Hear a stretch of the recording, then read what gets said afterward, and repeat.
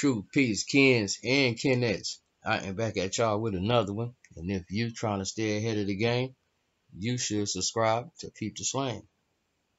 Road to transhumanism. Paralyzed man use brain chip to tweet, man. Peep the Slang.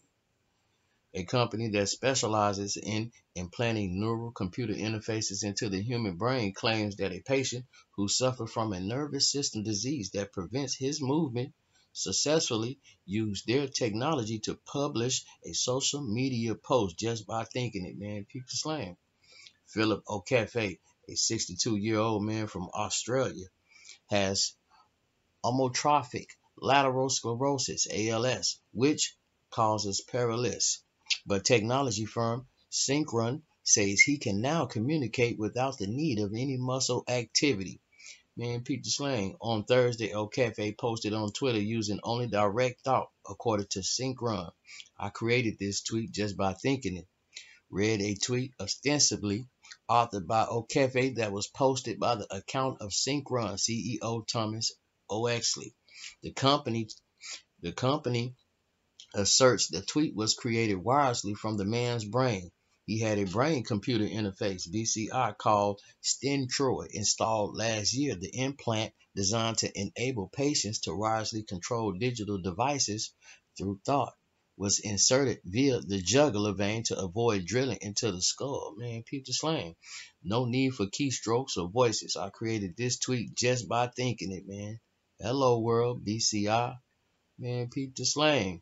Now, I just think about where on the computer I want to click, and I can email, bang, shop, and now message the world via Twitter. The company cited O'Cafe as saying wirelessly. According to him, the astonishing system take practice, just like learning to ride a bike. But once you're rolling, it becomes natural. My hope is that I'm paving the way for people to tweet through thoughts, was ostensibly O'Cafe's closing statement, man. Peep the Slang. A press release from Synchron read, Philip received the endovascular stentroid brain-computer interface in April 2020 following progressive paralysis caused by ALS, which left him unable to engage in work-related or other independent activities. Mr. O'Cafe has since been using the technology to reconnect with his family and business colleagues, continuing emails, exchange, and staying actively involved in his consultancies and other business projects. Man, Peep the Slang. These fun holiday tweets are actually an important moment for the field of implantable brain-computer interfaces. They highlight the connection, hope, and freedom that BCIs give to people like Phil, who have had so much of their functional independence taken away due to debilitating paralysis, said Thomas O'Exley, MD, PhD, CEO of Synchron. Synchron stated it plans to further develop its brain-computer interfaces in an in-human study in the U.S. next year. The advances made by Synchron raise questions about the potential future uses of BCI technology. Certainly, it can be used to drastically improve the lives of individuals like O'Cafe in an unprecedented way, allowing those with ALS and similar conditions to continue living life.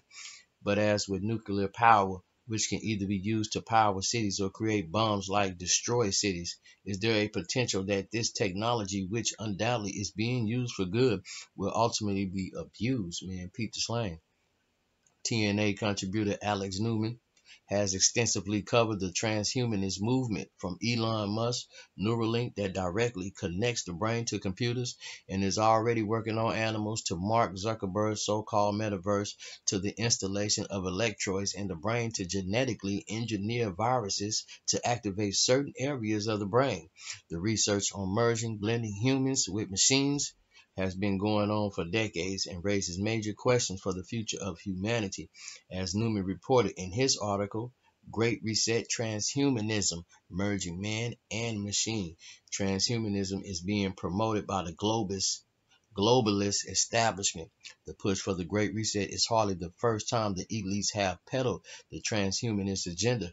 At the 2018 World Government Summit in the United Arab Emirates, top globalists and world leaders gathered to push, among other key themes, the normalization and glorification of cyborgs, indeed the confab which brings together top leaders of government and businesses, offered a prominent role to sell a proclaimed cyborg named Neil Harbison, who argued that government must facilitate the transition to at least some people becoming part technology and part human. Man, Peter Slang, I have an antenna that is implanted inside my head, which allows me to extend my perception of reality beyond the visual spectrum, said Harbison, co-founder of the Cyborg Society and the Transspecies Society, which fight for people who identify as non-human. I can sense infrared and ultraviolet, and I also have an internet connection in my head that allows me to receive colors from other parts of the world or connect to satellites so I can send colors from space. Man, peep the slang.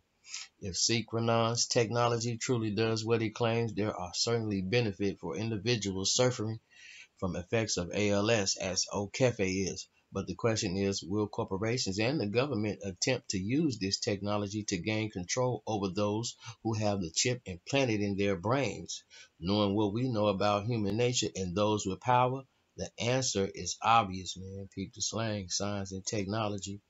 I'm into that transhumanism, man, for real. Don't know if I, but for sure I'm using my shit for good. Man, peep the slang.